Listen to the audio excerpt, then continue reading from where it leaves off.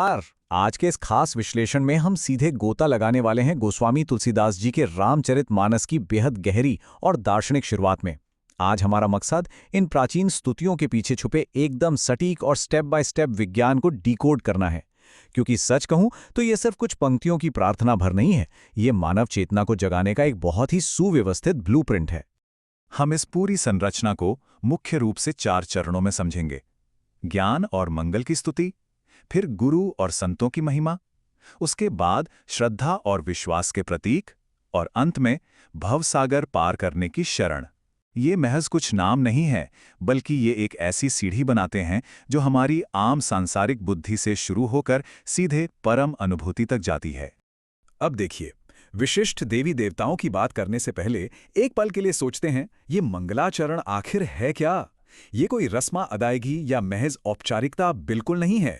ये एक सदियों पुरानी प्रमाणित विधि है जिसे किसी भी बड़े काम में आने वाली रुकावटों को दूर करने और हमारे मन को पूरी तरह से फोकस करने के लिए डिजाइन किया गया है। एक तरह से ये हमारी इस पूरी आध्यात्मिक खोज को एक बहुत ही मजबूत आधार देता है।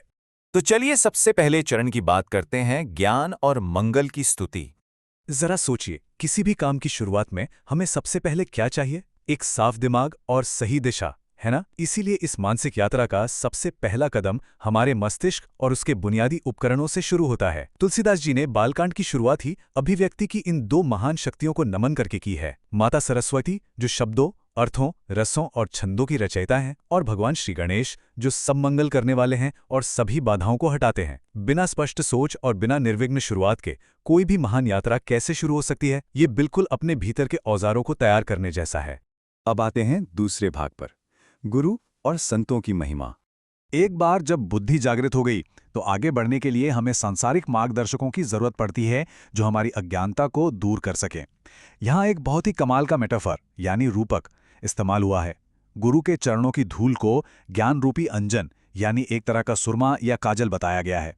ये कोई आम धूल नहीं है, ये एक ऐसा अचूक इलाज है जो हमारे आध्यात्मिक अंधेपन और अज्ञान के जाले को साफ करके हमें एकदम सही दृष्टि देता है। और इसी बात को एक और शानदार उदाहरण से समझाया गया है। इसमें संतों की सभा यानी संत समाज में बैठने की तुलना सीधे तौर पर पवित्र तीर्थ प्रयागराज जाने से की गई है। मतलब दोनों ही चीजें हमारे पापों को धोती हैं और ज्ञान का असली रास्ता खोलती हैं।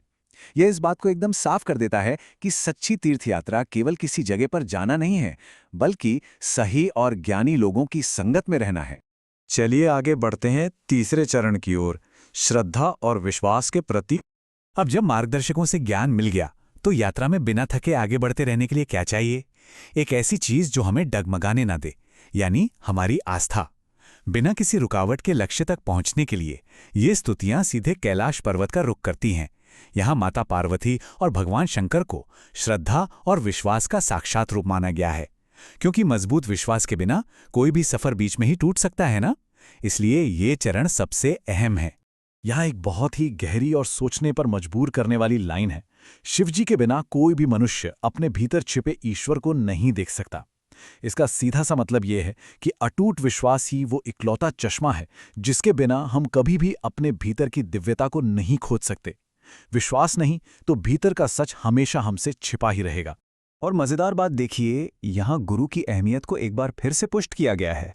गुरु की वंदना साक्षात शिव के रूप में की गई है, एक ऐसी शांत और कल्याण करने वाली शक्ति जो एकदम चंद्रमा की तरह शीतल प्रकाश बिखेरती है। ये हमें बताता है कि जो सच्चा ज्ञान होता है ना, वो कभी भी उग्र या अहंकार से भरा नहीं होता। वो हमेशा चंद्रमा की तरह शीतलता और सुकून लेकर आता है। और आखिर में हम पहुंचते हैं चौथे और अंतिम भाग पर, भवसागर पार करने की शरण। यहाँ आकर ये क्रमिक विश्लेषण अपनी यात्रा के चरम पर पहुंच जाता है, जहाँ एक परम आध्यात्मिक शरण की तलाश पूरी होती है और यहाँ नजरिया अचानक से बहुत बड़ा हो जाता है। ये सिर्फ एक सत्ता तक सीमित नहीं रहता। यहाँ आदि कवि महर्षि वाल्मीकि, श्री हनुमान जी की अपार शक्ति और संपूर्ण चराचर जगत यानी इस ब्रह्मांड के सजीव और निर्जीव हर एक कण को सम्मान दिया गया है। ये इस बात का बहुत बड़ा प्रतीक है कि सृष्टि के हर हिस्से में दिव्यता है और हम हर किसी से कुछ ना कुछ सीख सकते हैं।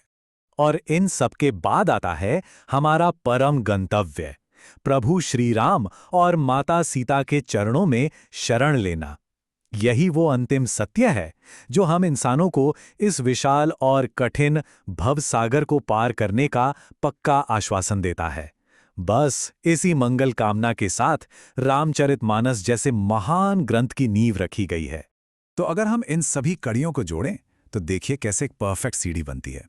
स्टेप 1, अपनी बुद्धि को निखारने के लिए सरस्वती और गणेश। स्टेप 2, सही मार्गदर्शन के लिए गुरु और संत। स्टेप 3, अटूट आस्था के लिए शिव और पार्वती।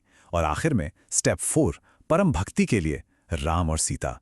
ये कोई इत्तेफाक नहीं है, ये हमारे आध्यात्मिक विकास का एक बेहद सटीक और सुलझा हुआ विज्ञान है। अब इस पूरी यात्रा के बाद एक बहुत बड़ा सवाल हमारे सामने आता है। ये जो प्राचीन ज्ञान, मार्गदर्शन, विश्वास और समर्पण के चरण हैं, इन्हें हम आज अपनी इस तेज रफ्तार जिंदगी में कैसे उतार सकते हैं? सोचकर देखिए, क्या इस स्पष्ट और प्राचीन रूपरेखा का इस्तेमाल करके हम आज के अपने प्रोजेक्ट्स, अपने लक्ष्यों में भी वही क्लैरिटी और शांति नहीं पा सकते? ये सच में बहुत गहराई से सोचने वाली बात है। हमारे साथ इस शानदार विश्लेषण में जुड़ने के लिए बहुत बहुत धन्यवाद।